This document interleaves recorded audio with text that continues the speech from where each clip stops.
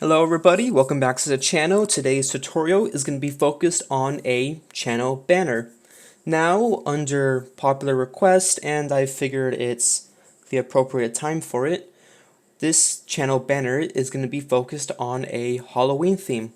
As you can probably already tell from the image on your screen at the moment. As you can see, I'm combining various shades of oranges, a black, and a spooky Halloween font.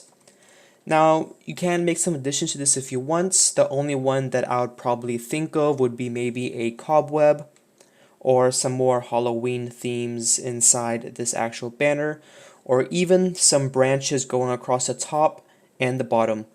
Now, I didn't add any branches because it would be black just from the assets I already had, and black assets on a dark theme Discord would not show up too well.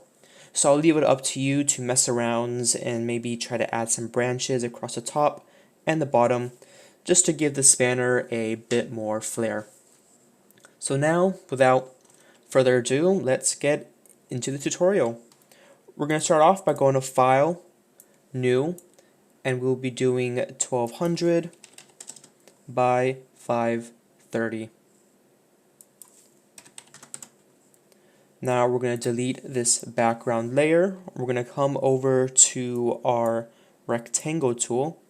Doesn't matter what the size is at the moment, we're just going to drop one down by dragging. And to actually swap between these, I'm just holding down on the left click of my mouse button. And then it'll pop up several options for you to move between. So for the color of this rectangle, we'll be using the following: F8BA0F. Click OK. Now, as for the corners, we're going to make those 62. Now, before I go much further, if you don't see Properties, come over to Window, scroll down to Properties, click that, and Properties will show up on this side right here. You can drag it and dock it or leave it where it initially popped up at. So with that out of the way, we're going to make these corners 62 pixels, the width 1150, and the height 300. Let's center this. Go right click, blending options, stroke, and we want a 7 pixel white stroke. This is just so that it shows up well on a black or dark themed Discord. Go ahead and collapse that. We call this the base. We'll do Control G, then double click. We'll call this the base area. Right click on the eyeball and let's make that orange. Now we're going to start working on the various shades of orange in the back. Now the brush pack you need to use, I'll have it in the description below for you to download. So just open that up, and once you do, I highly recommend you add brush settings to this tab on the right of your Photoshop. So you can just go to Window, come down to Brush Settings, click that, and then just drag it and dock it to the side, or leave it where it is, though I recommend you dock it, otherwise it's going to be popping up in the corner here, and if you're zooming in, working on stuff, that corner is going to be not visible, because it's being covered up. So let's clip that on. Let's come over to our brush tool, and we'll be using the following brush, 1259, which you should see from the new pack, or watercolor 27 if that number isn't showing up correctly. And as you can see, for those who downloaded the pack, it is the watercolor brushes pack. Now as for the color, we'll be using the following: EA822B. We aren't going to start the logical way where you go from lighter to darker. We're going to kind of jump around just to make sure we're hitting all the spots exactly as we want them. So with this first one, I'm going to go across about like so. I'm starting 3, 2, 1, go. And then after you select 1259, it's very important that you also choose the following settings that I have here: scattering checked, texture checked, brush pose checked, noise, buildup, and smoothing. And then there's one more setting you need to change. As you can see with this brush, the pointy tip is at the top. Now I can't really indicate what that is, but you should see at the top of the brush at about the top left, because it's tilted at the moment, there's that little pointy bit sticking out, and that's the point, that's the way we want it to be facing. So to do that, you're going to have to come over to your little rotator here and rotate it to about 47 degrees to get it in that position. Once it's there, you can simply drag across just like that. Now the pointy bit is facing up, so if we try to do it this way, it's not going to be showing. So once again, we need to rotate this around till our pointy bit is on the bottom. Then once again, we can drag up like so. We'll do it right around here. Okay, with that step out of the way, I'm going to create a new layer. I'm going to clip that on. This layer right here, I'm going to call the darker orange. This one will be the darkest orange. And for this one, we'll be using, actually not darkest, even darker. Even darker orange. For this one, we'll be using the following color, C95F23. Click OK. Now, we're going to rotate this once again until the pointy bit is facing to the right, about like that. And we'll come over just like so. Now, it probably isn't necessary for me to record each step of this brush process, but since it is a little complicated at first, I figure I might as well. Now, if you don't need to see this stuff, you just know that you have the general pattern, just go in loops basically, then feel free to skip ahead and just grab the hex codes and go from there. But for everybody else, I'm going to go over each part of the drawing process. And I do want to mention, I think I'm actually using a different brush from the one I used in the initial tutorial. It's still from the same brush pack, but I might have been using either 1886 or 2357 instead of this one. So what I would recommend you do when you're making this yourself is you play around with each of the different watercolor brushes, and you'll end up with different effects for each one of them, and it's going to help make your banner unique. So everybody who's using this tutorial will have a banner that's a bit different from each other and it has its own unique aspects to it. So continuing on, we're going to create a new layer. We're going to either right click, create clipping mask, or alt click in between. And this will be our darkest layer. We'll call this darkest. And the color we'll be using is A63912. Click OK. Now once again, move this over until it is pointing at about the top. This one we will take about there. Actually, maybe let's start high and then come low. Perfect. Now come down to darker orange, create a new layer, drag it below, and we will start working on the lighter stuff. So this will be light. Let's use the following color, E9981B. Click OK. This one we will drag around a tad. And then for the last step, we'll create a new layer, drag it below light, and we'll call this the lightest orange. And for this one, we'll use the following hex code, F6AC1B. Click OK, and we will put this right below the other ones. And yeah, this is definitely a different brush from what I initially used. Okay, so then click between light and dark, hold shift when you click to select all of them, bring the opacity down to 80%, And because this brush is a bit more jagged than this other one I used, and I am starting to feel that this one was 2357. Let me try 2357 real quick. Let's create a new layer, go to brush. Actually, I'm going to need to use a darker color than that.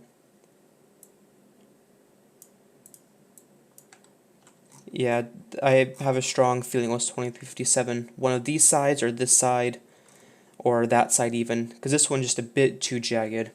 That's an easy enough fix, and I'll mention at the beginning in a little bottom section to use 2357 instead of this one.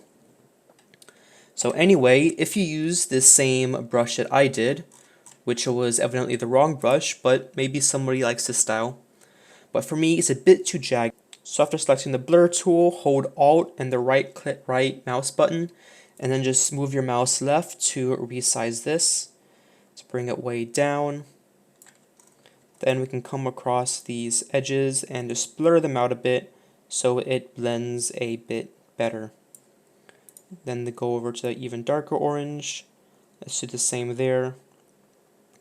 Though ideally you'd have used a different brush that I'll mention at the start, so it looks a bit better. Create a new layer, clip that on using either right click, create clipping mask, or alt click in between, and we'll call this the dark border. This one is really simple. We go over to our dry brushes, go over to Ultimate Pastel, go over to black, and then we shall go around the edges just like that. Alright, so I got the edges done. Now I'm going to create a new layer above the base. I'm going to do Control G, we'll call this the text. And the font for this I'm going to have available for download in the description. I'm going to go and use the font Hollow Week. At the size, we're going to have around 190. Drop this down, and I'm just going to use Events. Click that. Let's make sure it is completely centered. Right click, blending options, stroke. For the stroke, we want to use a black. It's a bit too thick. Let's bring this down to 5 pixels, and then we'll have a drop shadow. This setting actually works perfectly. 32, 17, angle of 52, spread of 0, and a size of 4. You can collapse that, and the text is done. Now I'm going to create a new layer underneath this dark border.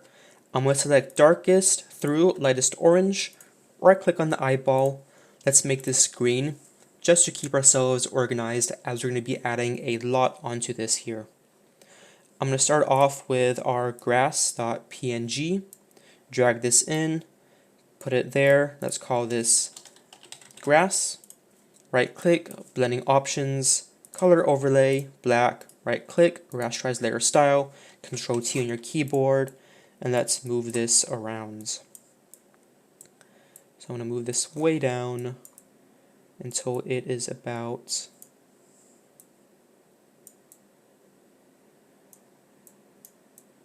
right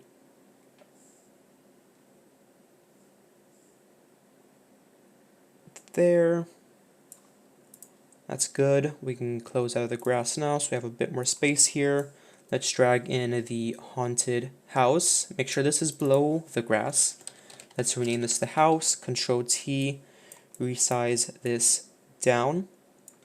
Don't rotate it. And we'll put it right around there. We're going to close out of that now. Let's grab our Halloween tree. This one, I'm going to right click, blending options, color overlay, make that black, rasterize layer style.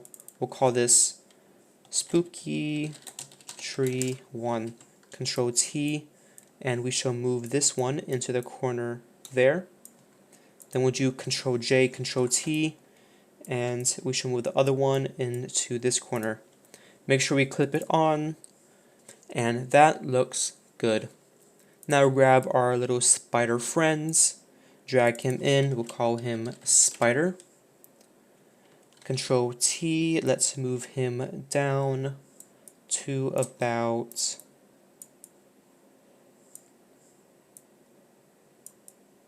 there. As you can see, his little web at the back is not quite connecting, so grab our rectangular marquee tool, select there, move up 2 pixels across, then Shift F5, go to color, make sure we are on straight zeros, which is black, click OK, rectangular marquee tool, right click, deselect, and our spider is now connected. And I'll probably drop his opacity just a tad. Now I'm going to grab our other spooky tree, wherever I put it. There we go. Let's drag this in, Control T. Let's scale that down. Put it right there. Then right click, blending options, color overlay, and then right click, rasterize layer style. Now we grab our fence, move that in, make sure that it's clipped on, and that we are naming everything, not spooky tree. Control T with the fence. Let's bring it down. As you can see, there's a little bit of a dip here, so I'll probably put the fence right there. And the fence, just like everything else, is going to be turns black. Rasterize layer style. Now we'll drag in this cloud. Call this the cloud. Control T with the cloud. Scale it down to about there. And we shall put the cloud around here. Just like everything else, the cloud is going to be turned black. Color overlay. Rasterize layer style.